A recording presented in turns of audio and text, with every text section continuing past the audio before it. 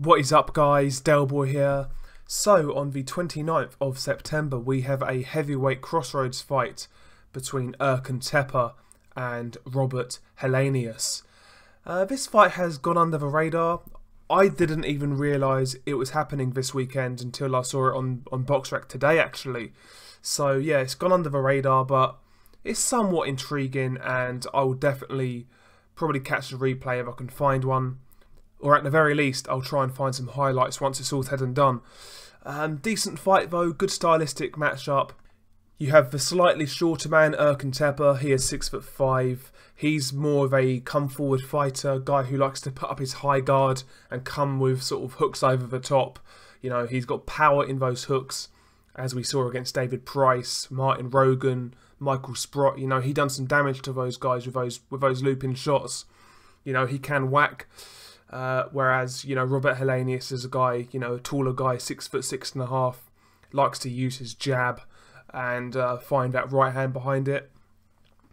So, you know, Teper is going to want to close the distance and get up close and work, whereas Helenius is going to want to keep it at range and look for those big right hands to time Teper coming in. It's a hard fight to call because obviously Erkan Teper, now he failed drug tests in the past, and since then he's looked awful. He looks a lot less powerful, a lot less strong, and he's just not the fighter he was in that sort of short space of time when he was knocking out the likes of Rogan, David Price, etc. You know, as soon as he got caught, he lost a couple of steps and then some. So where's Teper at right now? I don't know. But when you're getting outboxed by Marius Wack, when you're getting outworked by Christian Hamer, you know what level that is. You know, that's sort of European level, maybe a bit below that. And as for Robert Helenius, again, once upon a time, he was viewed as a bit of a prospect, knocking out the likes of Lamont Brewster, knocking out the likes of Samuel Peter in good fashion. You know, he was unbeaten at one stage, looking really like a really interesting prospect. Then he fought Chisora. He won that fight by a robbery, and since then his career's never really recovered. He's had promotional issues, he's had numerous injury issues, and yeah, he's just not been the same ever since. Since that Chisora robbery, he's been knocked out by Johan Duhaupas and convincingly beaten by Dillian Whyte. And quite frankly, from what I've seen of Helenius in recent years, he looks well past his best.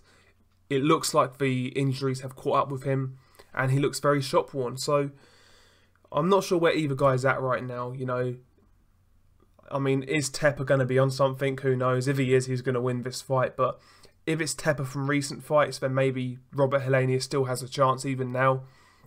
It's a tough fight to call.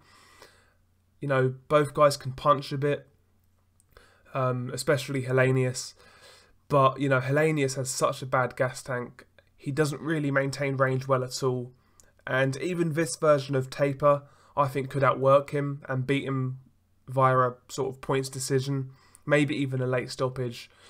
It's intriguing for the fact that, like I say, it's hard to tell where either guy's at right now. But I think I'm going to go Erkan Teper. I believe this fight is also in Germany as well, so, you know, that's where Teper is based. So you'd imagine they'd favour Teper. Yeah, I'm going to go with a Teper win.